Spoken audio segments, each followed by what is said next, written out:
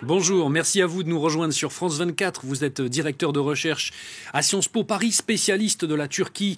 Notamment, merci à vous de répondre à nos questions ce midi dans Paris Direct. Ce n'est pas la première rencontre entre Ismaël Haniyeh et Recep Tayyip Erdogan. Quelle va être la position de la Turquie vis-à-vis du Hamas cette fois-ci, selon vous?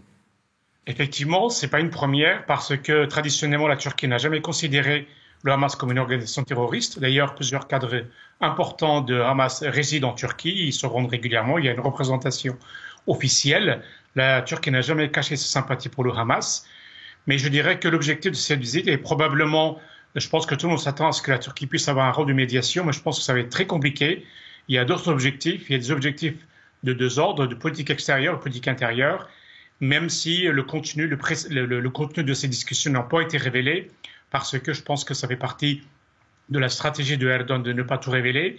Mais on peut déjà dire que je pense que pour la Turquie, la priorité, c'est de faire en sorte que la question palestinienne ne soit pas trop éclipsée par la tension entre Israël et l'Iran. Ça, c'est quelque chose de primordial pour la Turquie, la première. La deuxième, c'est de faire en sorte que la Turquie reste quand même présente dans cette question palestinienne, parce que ces derniers mois, c'est surtout le Qatar et l'Égypte qui ont joué un rôle primordial, même si leurs efforts n'ont pas abouti à un cessez-le-feu. Et aussi, je dirais qu'il y a aussi une question de politique, une dimension de politique intérieure, parce qu'en Turquie, ces derniers mois, malgré l'adoption d'une position très anti-israélienne par Erdogan, cela n'a pas été jugé suffisamment fort en Turquie. L'opinion publique turque reproche encore à Erdogan de ne pas faire assez pour les questions palestiniennes. Et je dirais même que les dernières élections locales, municipales qui ont été largement perdues par le parti d'Erdogan, je pense qu'une partie de cette défaite vient aussi du fait que sa politique a été ambiguë vis-à-vis d'Israël, parce que le commerce a continué. Et ça, c'est quelque chose qui est vraiment primordial. Et je pense que Erdogan va essayer d'en tenir compte pour les semaines et les mois à venir. Oui, vous l'avez dit, Recep Tayyip Erdogan qui est un peu en difficulté politiquement de manière intérieure. Il faut dire qu'il y a eu de nombreuses critiques, vous l'avez évoqué, sur sa position vis-à-vis du conflit à Gaza. Est-ce qu'il peut regagner une influence vis-à-vis de la société turque avec cette rencontre? Ça va être difficile parce que au niveau du commerce, même si la Turquie a beaucoup réduit ses échanges commerciaux avec Israël, il y a encore des choses, il y a encore des échanges. Et je dirais que la Turquie, quelque part, est un peu prisonnière parce que de cela, parce que au niveau des liens énergétiques entre la Turquie et Israël, pour l'instant, on n'en parle pas beaucoup, mais je pense que dans les mois à venir, cette question va redevenir importante parce qu'il y a des enjeux importants. Et je dirais que pour la Turquie, pour Erdogan, l'échec qu'il a reçu aux dernières élections, c'était une partie de cet échec vient du fait que sa position était ambiguë, mais il n'y a pas que ça, il y a aussi l'économie turque qui va pas bien du tout. Il y a aussi le fait que, probablement, le fait qu'il soit au pouvoir depuis quand même pas mal de temps, ça a créé une certaine fatigue au sein de la société turque. Mais la question palestinienne est un des nombreux facteurs qui ont contribué à, son, à, son, à sa défaite aux élections le 31 mars dernier. On évoquait au début de votre entretien cette éventualité que la Turquie prenne donc la place du Qatar, en tout cas qu'elle essaye de la prendre dans ces négociations de trêve entre Israël et le Hamas autour de la guerre à Gaza. Est-ce que la Turquie peut vraiment prendre ce rôle? Vous m'avez dit que ça allait être très, très, très compliqué. Honnêtement, je ne le pense pas. Je ne le pense pas parce que le Qatar et l'Égypte ont bien des atouts par rapport à la Turquie pour jouer ce rôle. Si eux n'ont pas réussi, parce que le Qatar finance le Hamas avec l'accord israélien, l'Égypte est frontalier, c'est quand même l'autre partie qui est frontalier avec la bande de Gaza. Si ces deux pays n'ont pas joué un rôle primordial, je pense que la Turquie ne peut pas.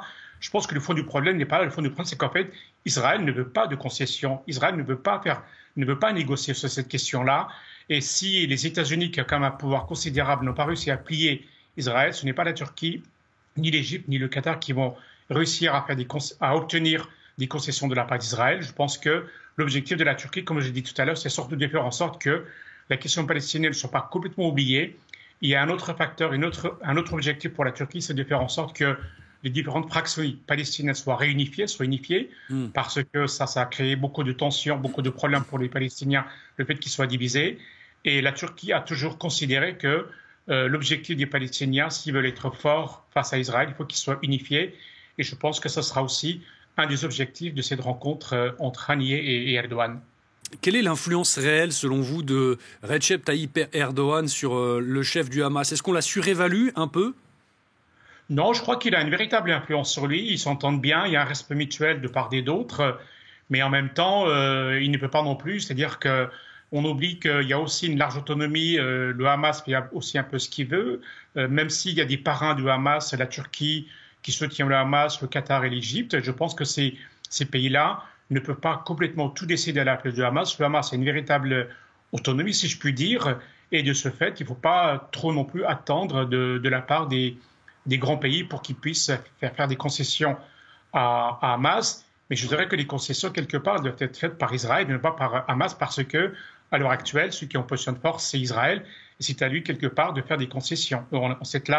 Sur cette question-là, je pense que la Turquie n'a pas beaucoup de moyens de pression sur Israël. Oui, justement, vous évoquiez l'éventuel rôle que pourrait avoir la Turquie dans des négociations entre Israël et le Hamas, mais est-ce que ce rejet, justement, entre la Turquie et Israël pourrait, au-delà des considérations internes, l'empêcher de prendre ce rôle ?